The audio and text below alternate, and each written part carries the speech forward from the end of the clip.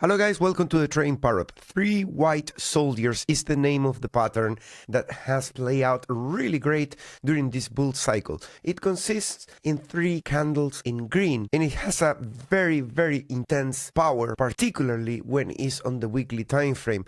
And that is the pattern that we were about to complete. But so far this week we have seen a rejection from 117, and that line of price, that resistance could spoil the pattern. In today's video, we're going to see what's going on with the price action on the 4-hour daily time frame. We look into general markets and altcoins. Of course, we need to be on the defense. If the pattern breaks, call it this candle ends up closing on Sunday in red with a big wick to the upside, then we need to prepare for the potential effects of the bear flag. It's been 10 days I'm talking about the bear flag, so I hope that you're subscribed to the channel, hit the notification bell so you get notified with any videos like this and you're not living under a rock when it comes to trading Bitcoin and altcoins, because that's the recipe to lose it all. And yes, I'm a little bit sick. It's Saturday and I really want to look at the market together, guys, because I want to take a couple of trades, potentially starting from the weekend, taking some opportunities that we could end up closing in profit within the week. But for that, we need to look at all the aspects, fundamentals, news that are going on, what happened yesterday in Japan. We need to cover that as well, the effects of the rate cuts, expectations that people are going to start pricing in, and all of that. And if you want to trade in a non-KYC exchange with the option to do KYC, that is, if you want to do it, you can use 2bit. That exchange is fantastic. It's been designed by the same people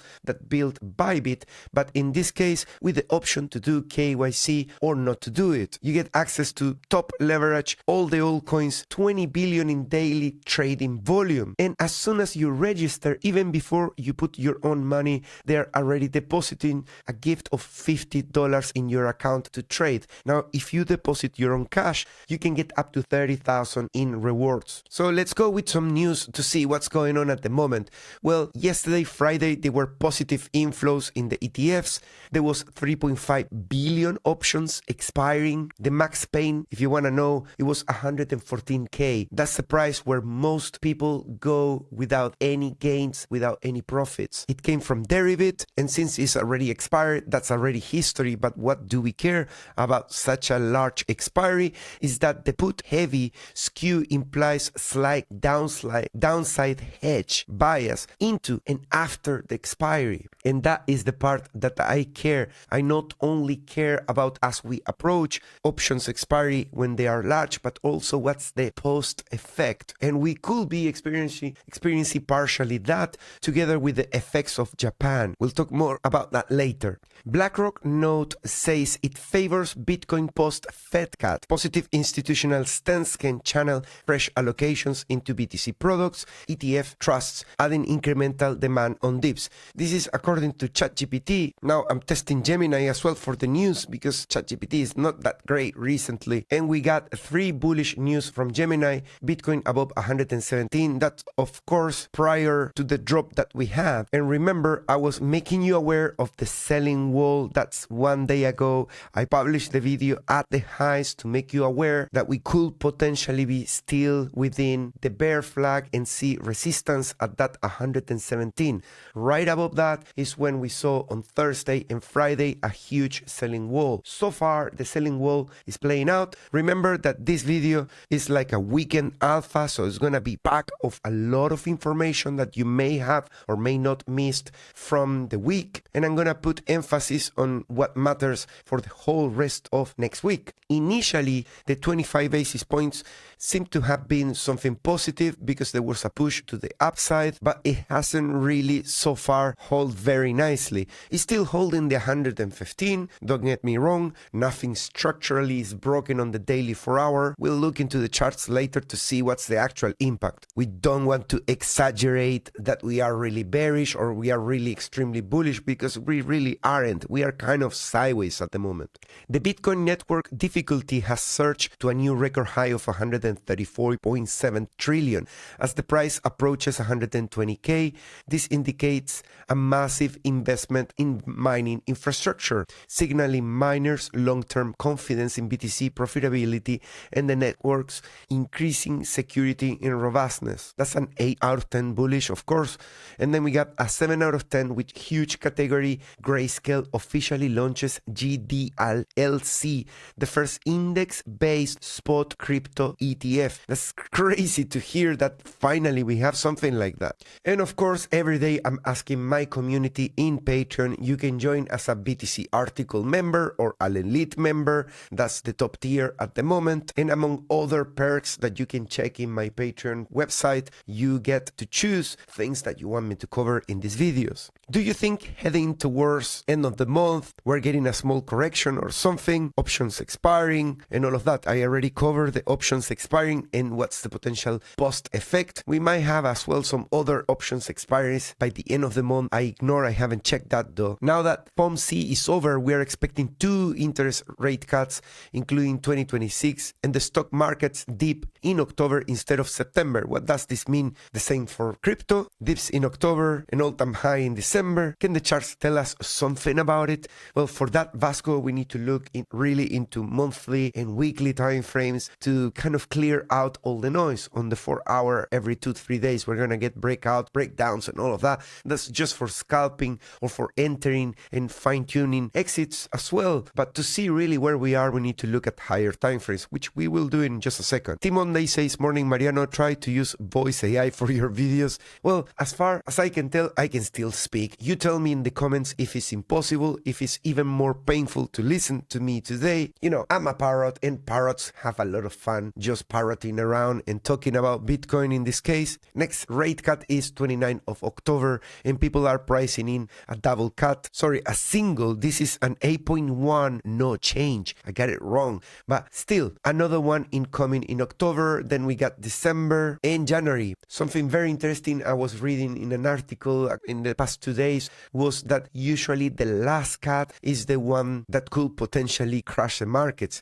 Yeah, people are just focusing on the bullishness of a rate cut. No one wants to hear about a rate cut that can cause really damage. But if you look enough back in history, you're gonna find both situations. And everybody, every macroeconomist is always spending a lot of time trying to figure what's the real key factor that causes it to be positive, bullish, or negative, bearish. And I think it's not the rate cut. The rate cut is part of the effect of an economy that is already broken. Once you are in an economy broken, the boat is already sinking, right? The Titanic, there's already a hole. So what the economists are kind of focusing is on how many people jump off the Titanic, but they don't focus that there is a huge hole and that the water is entering from there. The rate cuts is kind of the people just jumping. It's an effect of noticing that the Titanic is sinking. What you need to look is into what's broken underneath the Titanic, and most people don't even see that. And in my opinion, that was all the money printing that happened during COVID and all that situation, and a long list of other factors that are gonna make this video last forever, so I'm just gonna skip that. So from Reuters, I'm gonna read a few factors from general markets that do matter in case you're trading Bitcoin or whatever crap you wanna trade. If it's risk on or risk off, this matters. And we got a 3 bearish BTC impact in here published on the 20th of September.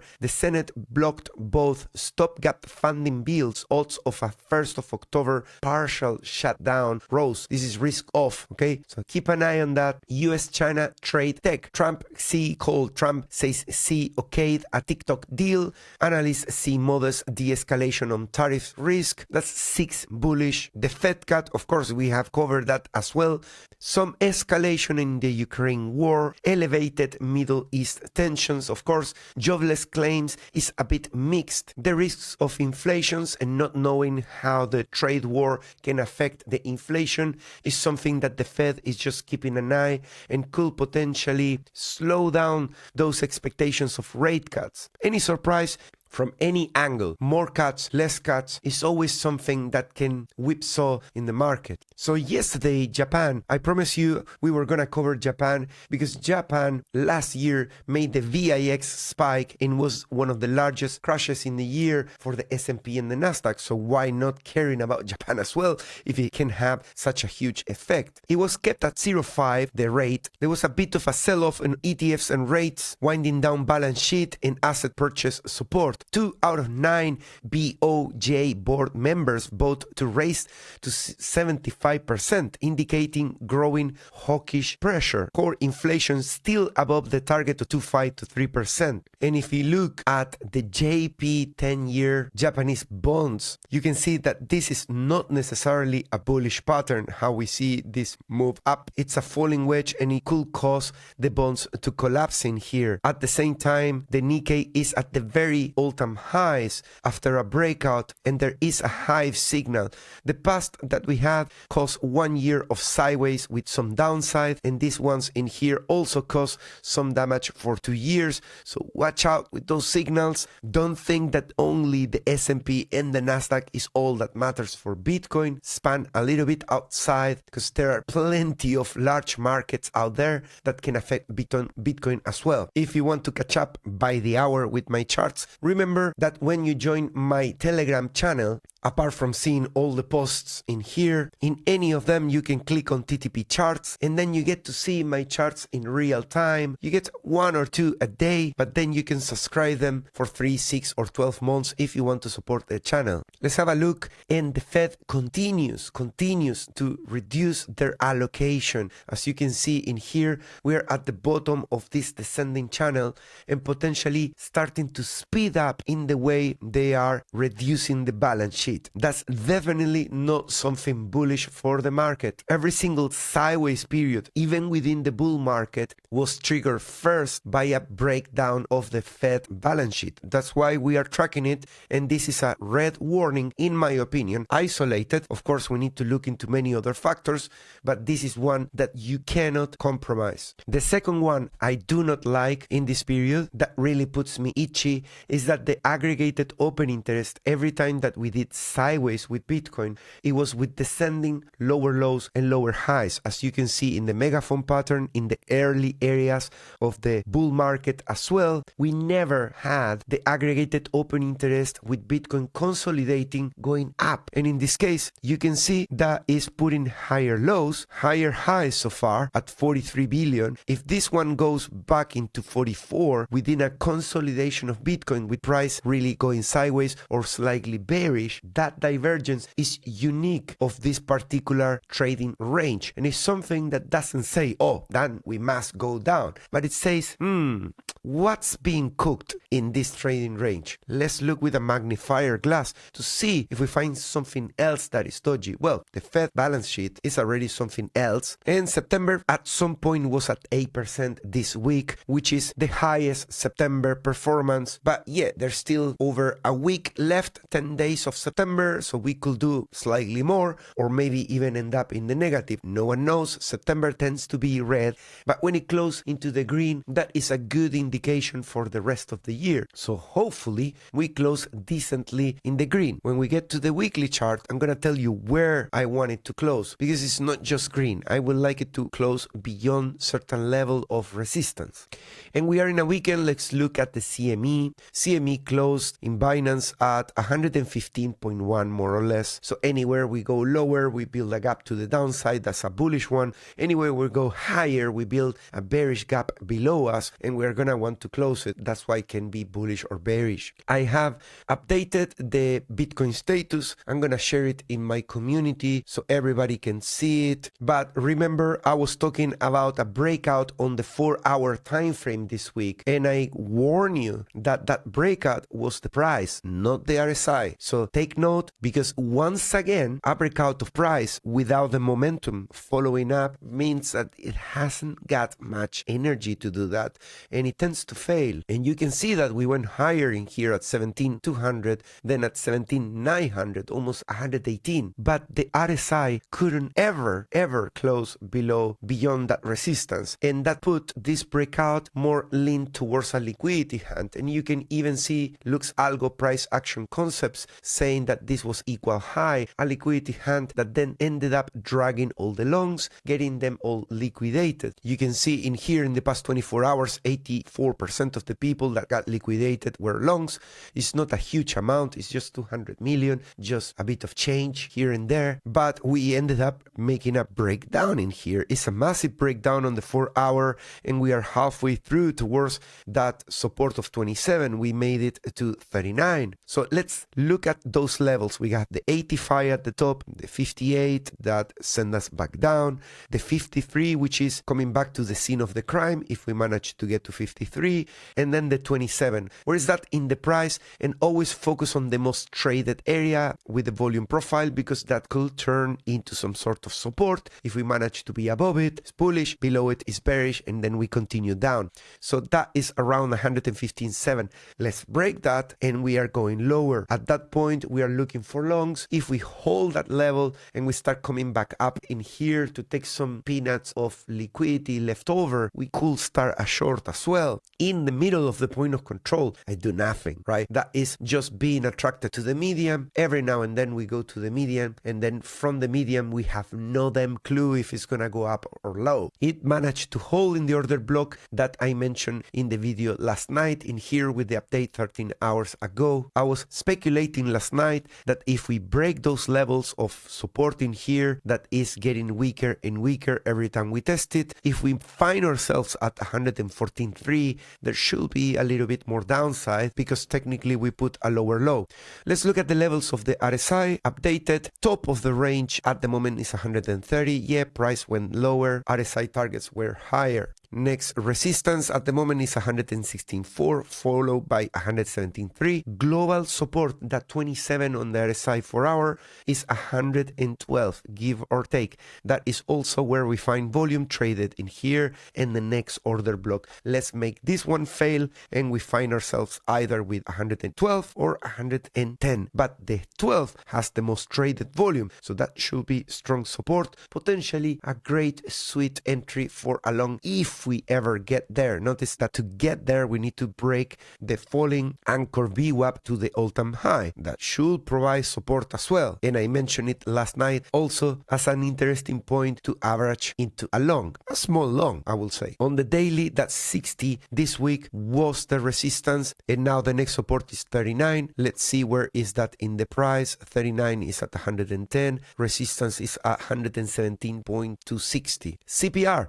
we managed to get above it by the end of the week, but we find ourselves back below the top pivot of the month of September. We haven't been able to touch the first resistance so far. That is a little bit disappointing probably for the bulls, because if we get here we have high likelihood of producing a big recovery and have an October also that is bullish.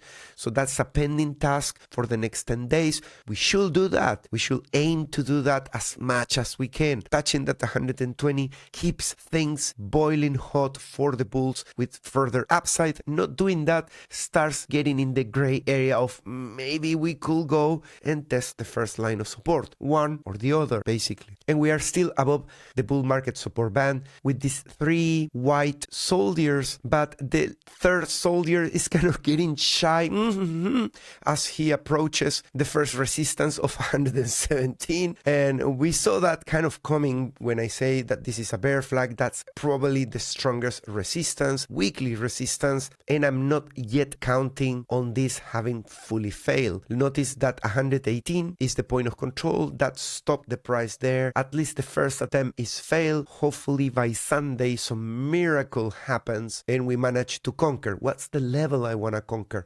Well, I want to be above this volume of 118. I want to be on the upper end, let's say 119.5, touching the CPR level, closing the week anywhere at 121. That's extremely sweet victory for bulls because it's the highest closing price in history of Bitcoin on a weekly basis. So weight it for what it is. It's huge. Now anywhere of an all-time high candle close price by Sunday, which is low likely but it's possible, is what we need to invalidate the double top. Notice that here we also have some distribution, but we needed to go lower, recharge and try again. That's what we are currently doing against the bull market support band. band. But you can see that we close a weekly candle above the previous candle close. The week after, it was just beautiful sunshine with a third candle. In this case, let's do something similar. Let's close somewhere around here, and then there are no doubts. Closing here, still green, mediocre performance. Closing in red, very likely that this is a bear flag and that we need to spend some time below the bull market support band. Monthly, well, there's still 10 days to confirm this, but if the monthly closes anywhere above 115,800, which is the highest close of the monthly, well, that's bullish for the monthly continuation. We still have plenty of bull market. We didn't do it in here, that wasn't the end,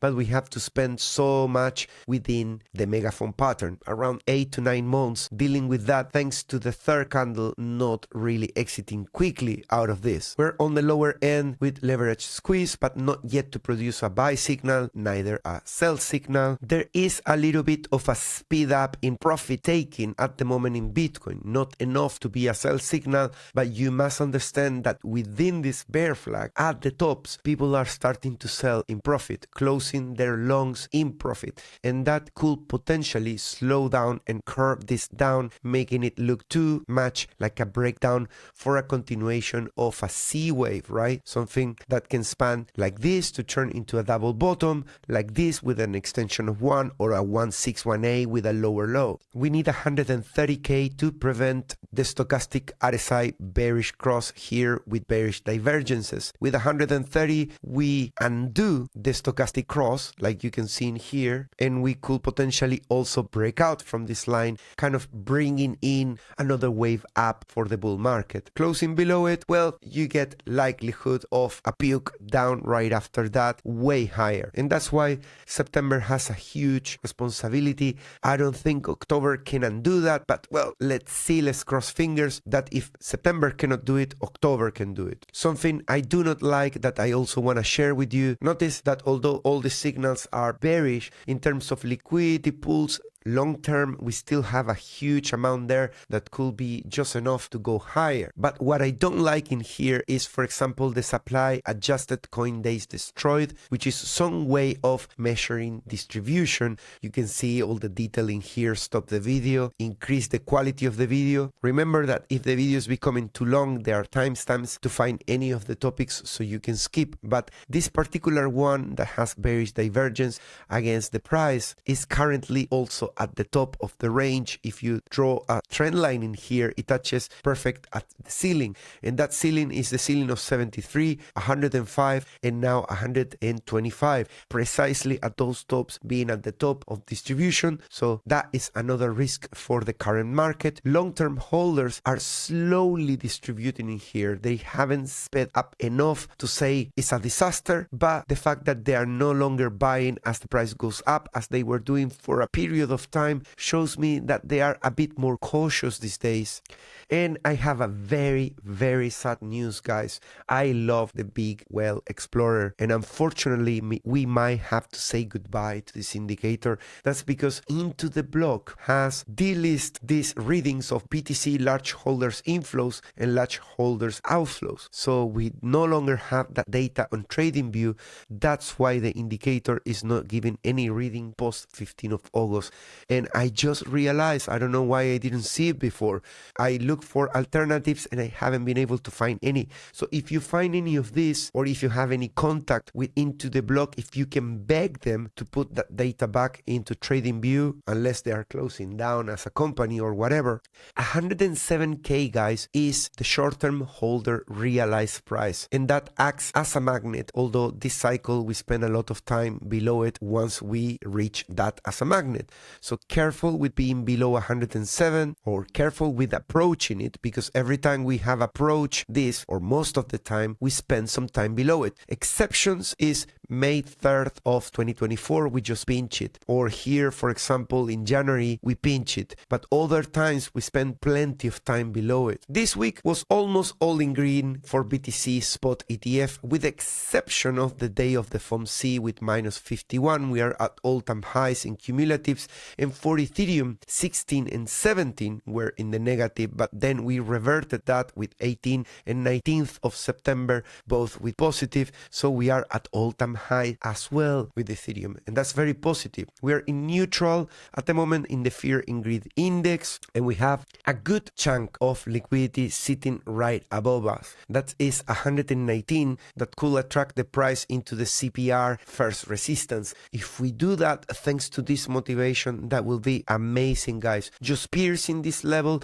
and take a note for October that increases the chances of October being bullish and not bearish. Remember that we are having a September that's pretty unconventional, really green, top green since 2013. So that could put things upside down for October, negative. So how can we help preventing that? Let's have a September that pinches the first CPR, and that, thanks to the CPR model, increases the chances of October being bullish. Now we also have liquidity at 121 sitting here, and a lot more if we go into 130, right? So those red are normalized now. This is much more significant. That's why it's no longer red. Now, if we put in perspective this and we put 107, that 107 spoils the party. That is the winner in terms of most liquidity short term. So yeah, we could go and pinch this 119, but now look at things in perspective. Can we do that? I think so. We have this pattern going up in this direction. It's kind of a megaphone, and maybe just by getting in here, pinching that, and then coming back down, we could do it. Looking at things in perspective here, that gives us something like 21st. That's Sunday. So maybe on Sunday we can get into the 119 and do something like that. That will be really great for the bulls. Now, if we fail to do that and we do something different, let's say a lower high, and we start coming back down in here, I will be very careful, because at that point we enter the area where we start consuming 110 and 12, which both show pretty decent amount of liquidity as well. Let's zoom in. Let's put out of the window the 107. So there is some liquidity in here. But yes, of course, as soon as you put 107 in the window, that shows a lot more. So going lower to me is almost like saying maybe I just want to go for that 107, which is also the short-term holder realized price. Now, looking at the big perspective from the long-term liquidity pools, number 2 is still there with 126, 27, then number 3 135, 140, and the new kid in town, which is 153. Below, yeah, the 107, 95, and 84. You can see the short term, 3 months, 107. Now it's making look anything on the top end very dark. Like if we get there, let's consider ourselves lucky if we go just to 120, because short term doesn't have much incentive to go there. If we are going higher than 120, it's really because we want to go for 2, because here there's not much. 107 has more. Does it make sense? Let me know in the comments. I hope today is not too much waka waka. Another confirmation that the lower end short term has more liquidity. Let's look at the order book. Starting with the purple whales are coming back down. They're cooling down over the weekend. That is pretty obvious in here, although the brown whales are going all in. We have some resistance at 125 with 46 million, at 120 with 32 million, and at 130k with 40 million. Support is very, very shy, 14 million only at 110. Let's look at Market Monkey Terminal and on Binance. Let's zoom out in here. You can see that this almost 122 resistance was moved into almost 124, and that there is a new support at 107.9. Maybe wanting to front run any move if we go for that liquidity. Right before we hit the liquidity, they fill their bags and they use that as an entry. Currently, very little volume in the order book. That is very typical of a weekend. We can say that the longs are still in positions. Shorts have entered, but very little. Open interest is kind of in the median at the moment, and CBD favors selling more than buying. Those are aggressive market orders entering the market. If we look at high block capital, we're gonna find in here that as we were coming into my blue line in there, those were local bottoms. First local bottom hitting 115, and local tops, right? So that's where we get very little number of longs and people start pulling pulling out from their longs, and we get a local top. First local top was 117.7. Second one coincided with almost 118. Both of them very close to the blue line, just like these ones that were slightly below the blue line, but those were tops as well, and not any top. That's the all-time high that we currently have. Very important. We still haven't taken much of the liquidity on the lower end. There's been some days of negative funding rates. Now let's look at the positioning of the order book, but not very significant over a weekend. Do not expect this to last as soon as we open Monday. 0 to 5 is negative, 0 to 1 is positive, so very close to the price, within 2% around the price. There is more defense on the lower end rather than resistance, but as soon as we go away 2 to 10% to 20%, there is more on the selling side, and we saw that very clear in here when we were zooming in all these orders in here, and 2 and 20 above the price, everybody kind of placing their bets to sell a potential move up, to distribute more than hold. And the defense is very close to the price, right? It's just there at 115, 114.5. Let's look at the delta. Well, the delta with this move down has cooled down, now almost flat with 61k. We still don't take this open interest that entered at 112.8. It's taking ages to get there, and little by little this is curving down. If we place the line like this, right there as support, we've been on the edge here from breaking down from that support, still not taking any fair value gap, neither on the top end, just grinding up and up and up, still on the way to complete a V recovery, but now starting to have the first reactions. Let's look at the general markets. We close the market just like this. As you can see, there is some of the Magnificent 7 in the green and a lot of red here and there. So let's focus on the dollar. The dollar is still within the falling wedge. It hasn't broken support, resistance, nothing. Pattern still valid with a hive signal, bullish divergence and higher highs, and still nothing major breaking down, still holding the global multi-year support against 2011, 2021. This is still a pull pattern that should go into the hundreds of dollars, but still hasn't.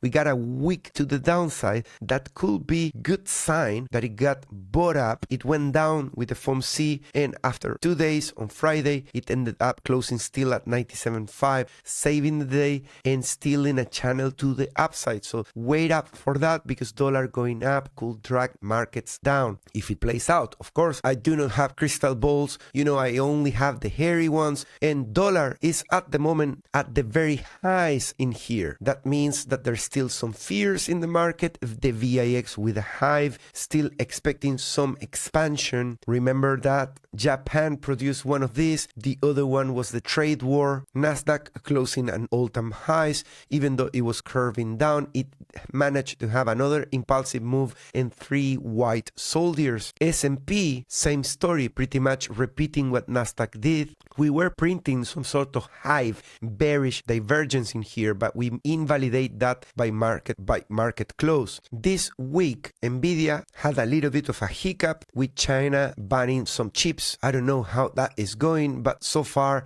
it hasn't done a lot of damage. It got bought up by the end of the week. We are sitting at 84 altcoin season, guys. That is not a minor achievement. After all, you can see that in 22nd of January 2024, we only spent 1 day at 84 altcoin season. So knock yourself in the heart and celebrate, and let's cross finger that hopefully we're not gonna repeat that crappy performance. The best performance so far this cycle for an altcoin season was 10 days, and we managed to reach 88. You can see if we go back to previous cycle, the bear market in here had an altcoin season lasting longer than the altcoin seasons that we are having now in the bull market. What the hell? And this is the best altcoin season in history that starts from around March 2021 and it ends with the collapse around June. So that was a decent one. This is how it's looking. The alts today, we have a coin called Aster doing 86% up. Others versus BTC still in the breakout area. Others by itself, let's say that is defending the rally, but it's a rally with a very slow momentum. There hasn't been a speed up like there was in here in this area in this December, still very humble, very stealth kind of rally. And now looking at the USD dominance versus total 3 dominance, we can see that we are forming some sort of head and shoulder in here. So I have updated my most bullish target if we break down this pattern. Initially, I was talking about 20% and 16%. That came from the previous patterns. But now that we have this fully formed pattern in here, if we did break down into 20 there and we don't come back up as a liquidity hand back above 22, 21.56, then we could accomplish a full rally into 11.28. That means that everything goes from USD into total 3. That's an altcoin season, but that's a good one, right? So eyes on this. Hopefully we can make it play out, and also we can use it to sound the alarm if it's invalidated, because that 21.56, if we come back down, we close a candle below, and then the next week we are above it, well, it's pretty much ended. Let's look at Bitcoin dominance. We are back with the double bottom in here. Remember that double bottom disappeared a little bit during the FOMC, but now it's back as a double bottom. It could push the Bitcoin dominance slightly higher for just a swing up, not necessarily the end of altcoin season. For the end of altcoin season, we need really to reclaim 48 and go into 60s. That is a disaster for this altcoin season. I will expect that the index will go back down into 50 or something like that if we make such a huge move. If we just go into 40 and we see a rejection 42 and then we put a new lower low, altcoin season could reach 90s, 95, like in that 2021 altcoin season. The guy that is not agreeing with further altcoin season is the USDT dominance that is in a confirmed breakout, doing a retest, still not higher high, still no follow up of this move, which can still turn into a fake out. We really need to cross fingers for this to be a fake out. Otherwise, everything is gonna go into USDT and we are done with 84 altcoin season. How much is left of altcoin season? Well, that depends. We could see resistance at 65 and that's it. We could get into this resistance of 71 and repeat the same performance of December 2024 and just get to that top of 71 and then come back down. Or we could break out at 71 and complete a full move into 90s and for the first time touch the global resistance 90, which we haven't done this cycle. We made it to 90, not to 92.49. At the moment the target is 90.84 because it's diminishing, right? So I'm tracking at the moment 71 just to see, but let's put a 90.84 and let's see how high is that. That is, so either we stop where we are or we stop slightly higher at 70 at 1.26 trillion, slightly lower, 1.25 I will say, and or we break out and we really go back into the 90s and at that point we get to 0.67 trillion. That is kind of more in line with something like this.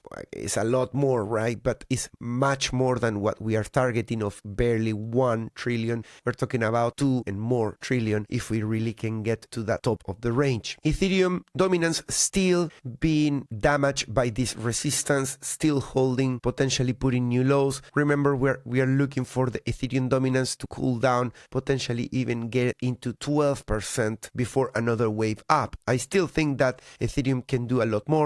Let's remember these areas in here of the Ethereum dominance. It can get to 70, then to 76, then to 78. There's a lot of pushes. It's not just a single push and that's it and everybody forgets about the coin. There is kind of a period of bullishness that has multiple legs up, and I will be disappointed really if we don't make another push up, but also if we don't make it lower, I don't re-enter Ethereum. Remember, I already sold all of it, my last bid at 4.9k. So let's do a wrap up. Bitcoin is just going sideways. We got a flag in here. It could break up to the upside, to the downside. On the 4 hour, we are currently having into the weekend a breakout on the 4 hour as a consequence of the daily and weekly resistance still being too strong. We have done a first attempt, but with Sunday, guys, with Sunday, there's a lot of things that actually can break if we don't achieve something here, particularly because we could make these 3 white soldiers that have the potential to bring in another leg up in the short term turn into a dead cat bounce, a bear flag that fails and that is looking for another leg down, a double bottom. If it bottoms at 107, it just takes that liquidity,